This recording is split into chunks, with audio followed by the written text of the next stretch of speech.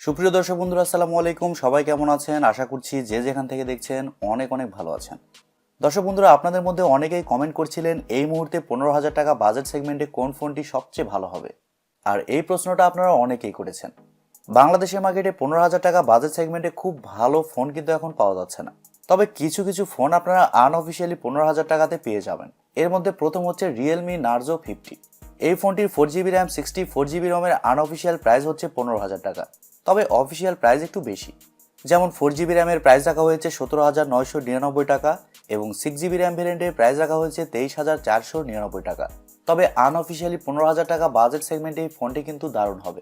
এর বিশেষ কারণ হচ্ছে ফোনে থাকছে Mediatek Helio G96 চিপসেট এবং ডিসপ্লেতে থাকছে 120Hz এর রিফ্রেশ রেট, আরও থাকছে 50 মেগাপিক্সেলের ক্যামেরা। সো 15,000 টাকা বাজেট সেগমেন্টে সবকিছু মিলে এই ফোনটি আসলে কেমন হবে, এই সবগুলো বিষয় নিয়ে আজকের ভিডিওতে কথা বলবো। আর আপনারা যারা এই ফোনটির স্পেসিফিকেশন সম্পর্কে এখনও জানেন না, তাদের উদ্দেশ্যে এই ফোনটির স্পেসিফিকেশন আবারও শেয়ার করছি। আর আপনারা যদি আমাদের চ্যানেলে নতুন হয়ে থাকেন, সেক্ষেত্রে আমাদের চ্যানেলটি সাবস্ক্রাইব করে পাশে থাকবেন আর পাশে থাকা বেল আইকনটি প্রেস করে দিবেন। সো চলুন শুরু করা যাক আজকের ভিডিও। প্রথমে যদি ফোনটির ডিজাইন এবং বিল্ড কোয়ালিটি নিয়ে কথা বলি, তাহলে বলতেই হয় এই ফোনটির ডিজাইন অনেকটা Realme 8i ওই ফোনটির মতো। তবে Realme এখানে কিছুটা পরিবর্তন এনেছে। যেমন এই ফোনটির ব্যাক সাইডে থাকছে টেক্সচার ডিজাইন, আর এর কারণে ফোনটি দেখতে আরও বেশি ভালো লাগছে। ফোনটির ব্যাক সাইডে এবং ফ্রেমে থাকছে প্লাস্টিক, আর ব্যাক সাইডে থাকছে 3টি ক্যামেরা, আর একেবারে নিচের দিকে থাকছে নার্জোর ব্র্যান্ডিং। তবে এই ফোনটিকে একেবারেও স্লিম বলা কিন্তু ঠিক হবে না, কারণ এই ফোনটি থিকনেস করা হয়েছে 8.5 মিলিমিটার এবং ওজন করা হয়েছে 194 গ্রাম। ফোনটি একেবারে স্লিম না হলেও কিছুটা লাইট ওয়েট। Realme Narzo 50 এই ফোনটির সামনে আসলে আপনারা পেয়ে যাচ্ছেন একটি ফুল ভিউ ডিসপ্লে, যেখানে কাটআউটের মাধ্যমে বসানো থাকছে সেলফি ক্যামেরাটি। আর এই ফোনে থাকছে সাইড মাউন্টেন ফিঙ্গারপ্রিন্ট সেন্সর, যা খুবই ফাস্ট এবং অ্যাকুরেট বলে জানতে পেরেছি। আর ফোনটিতে এছাড়াও সব ধরনের পোর্টস অ্যান্ড বাটন কিন্তু আপনারা পেয়ে যাচ্ছেন, যেমন 3.5 millimetre headphone jack, type C slot ইত্যাদি। তবে এই ফোনটিতে কিন্তু সেকেন্ডারি নয়েজ ক্যান্সেলেশন মাইক্রোফোন ব্যবহার করা হয়নি, আর ফোনটিতে ব্যবহার করা হয়েছে সিঙ্গেল স্পিকার। তবে এর সাউন্ড কোয়ালিটি কিন্তু খুবই ভালো। এই ফোনটিতে আপনারা 2টি সিম কার্ডের পাশাপাশি একটি মাইক্রো এসডি কার্ড ব্যবহারেরও সুযোগ পাচ্ছেন, যা অবশ্যই এই ফোনটির একটি ভালো দিক। আর ফোনটি আপনারা 2টি কালারে পেয়ে যাবেন, একটি হচ্ছে স্পিড ব্লু এবং আরেকটি হচ্ছে স্পিড ব্ল্যাক। সো ওভারঅল এই ফোনটির ডিজাইন এবং বিল্ড কোয়ালিটি আপনাদের কাছে কেমন লেগেছে কমেন্ট করে আপনাদের মূল্যবান মতামত অবশ্যই জানাবেন। আর আমার কথা বলতে গেলে আমার কাছে ওই ফোনটির ডিজাইন খুবই ভালো লেগেছে। এবার যদি এই ফোনটির ডিসপ্লে নিয়ে কথা বলি, তাহলে এই ফোনে থাকছে 6.6 ইঞ্চির একটি IPS LCD প্যানেল, আর এটি ফুল HD প্লাস রেজুলেশনের একটি ডিসপ্লে, যার রেজুলেশন হিসেবে থাকছে 1080x2412 পিক্সেল এবং আরও থাকছে 400 ppi ডেনসিটি। তবে এই ডিসপ্লের সবচেয়ে ভালো ব্যাপার হচ্ছে ডিসপ্লেতে থাকছে 120 Hz এর রিফ্রেশ রেট, যার কারণে ডিসপ্লের টাচ রেসপন্স কিন্তু খুবই ভালো হবে। আর ফোনটির স্ক্রিন টু বডি রেশিও হিসেবে থাকছে 84.6%। বাজেট বিবেচনায় Realme এখানে অবশ্যই ভালো ডিসপ্লে প্রোভাইড করেছে। আর 120 Hz এর রিফ্রেশ রেট থাকার কারণে ডিসপ্লের কোয়ালিটি আরও বেটার হয়ে গেছে। IPS ডিসপ্লে হলেও এই ডিসপ্লের কালার কোয়ালিটি কিন্তু খুবই ভালো হবে। আর ডিসপ্লেতে যে কোনো কন্টেন্ট প্লে করলে শার্পনেসের ঘাটতি একেবারেই ফিল করবেন না। তবে আউটডোরে এই ফোনটি ব্যবহার করতে গেলে ডিসপ্লের ব্রাইটনেসের ঘাটতি কিছুটা ফিল করবেন, কিন্তু ইনডোরে কোনো ধরনের সমস্যা ফেস করবেন না।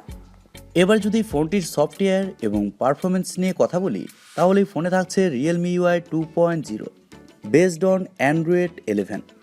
আর এইখানে আমার একটু খারাপ লেগেছে, কারণ 2022 সালে যখন আপনি ফোন লঞ্চ করছেন, তখন এখানে অবশ্যই Android 12 দেওয়া প্রয়োজন ছিল।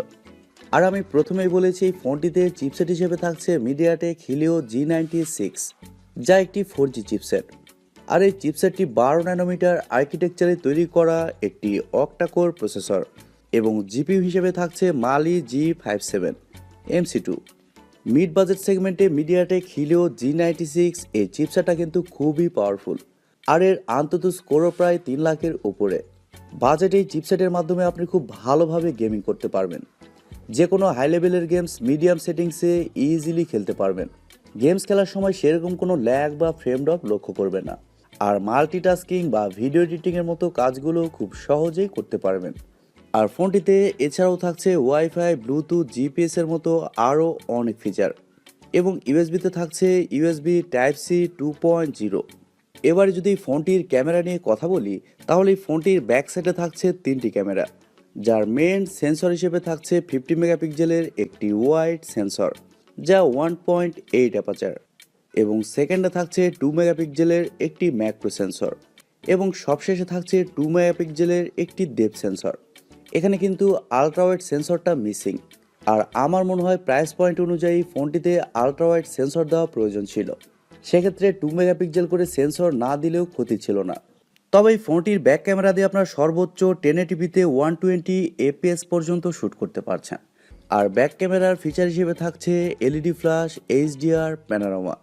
ফোনটির সেলফি ক্যামেরা হিসেবে থাকছে 16 মেগাপিক্সেলের একটি ওয়াইড সেন্সর যা 2.1 অ্যাপারচার। আর ফোনটির সেলফি ক্যামেরা দিয়ে আপনারা শুধুমাত্র 1080pতে 30 fps-এই শ্যুট করতে পারছেন। ফটো কোয়ালিটির কথা বলতে গেলে এই ফোনটির ফটো কোয়ালিটি বাজেট বিবেচনায় অনেক ভালো বলেই জানতে পেরেছি। রিয়েলমির এই বাজেটের সবগুলো ফোনের চেয়ে এই ফোনটির ফটো কোয়ালিটি সবচেয়ে বেটার হবে। ফোনটির ব্যাটারি এবং চার্জার নিয়ে যদি কথা বলি তাহলে ফোনে থাকছে 5000 mAh-এর একটি ব্যাটারি, আর ফোনটিকে চার্জ করার জন্য থাকছে 33 ওয়াটের একটি চার্জার। আর ফোনটিকে চার্জার দিয়ে ফুল চার্জ করতে সময় লাগবে 1 ঘন্টা 10 থেকে 15 মিনিট। আর 5000 mAh-এর ব্যাটারি থাকার কারণে ফোনটিতে একদিনের ব্যাটারি ব্যাকআপ আপনি খুব ভালোভাবে পেয়ে যাবেন। আর আপনি যদি হেভি ইউজার হন সেক্ষেত্রে এই ফোনটি আপনি একদিন চালাতে পারবেন না, কারণ এই চিপসেটটা কিন্তু খুব বেশি পাওয়ার এফিশিয়েন্ট হবে না। এবারে কথা হচ্ছে এরকম বাজেট সেগমেন্টে এই ফোনটি আসলে কেমন হবে।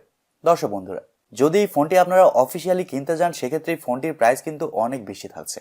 তবে আপনারা যদি 15,000 টাকা বাজেট সেগমেন্টে এই ফোনটি আনঅফিসিয়ালি কিনেন সেক্ষেত্রে এই ফোনটিকে কিন্তু ভ্যালু ফর মানি ডিভাইস বলা যেতে পারে, কারণ এরকম বাজেট সেগমেন্টে আপনারা মিডিয়াটেক হিলিও G96 পেয়ে যাচ্ছেন এবং এছাড়াও পাচ্ছেন 120 হার্টসের রিফ্রেশার যুক্ত একটি ডিসপ্লে। সো আপনারা যদি 15,000 টাকা বাজেট সেগমেন্টে একটি ভ্যালু ফর মানি ফোন নিতে চান যেখানে গেমিং এর পাশাপাশি আপনারা অন্যান্য কাজও করবেন, তাদের জন্য Realme Narzo 50 এই মুহূর্তে বেস্ট চয়েস হতে পারে। আশা করি Realme Narzo 50 এই ফোনটি সম্পর্কে আপনারা বিস্তারিত খুব ভালোভাবে বুঝতে পেরেছেন। প্রিয় দর্শক বন্ধুরা, এই ছিল আজকের ভিডিওটি আপনাদের কাছে কেমন লেগেছে কমেন্ট করে অবশ্যই জানাবেন। আর ভিডিওটি যদি সত্যিই ভালো লেগে থাকে তাহলে টিভিটেক টিউব চ্যানেলটি সাবস্ক্রাইব করবেন এবং ভিডিওতে একটি লাইক দিবেন। সো আজকের মতো এই পর্যন্তই, দেখা হবে কালকের ভিডিওতে। সবাই অনেক অনেক ভালো থাকবেন এবং সুস্থ থাকবেন।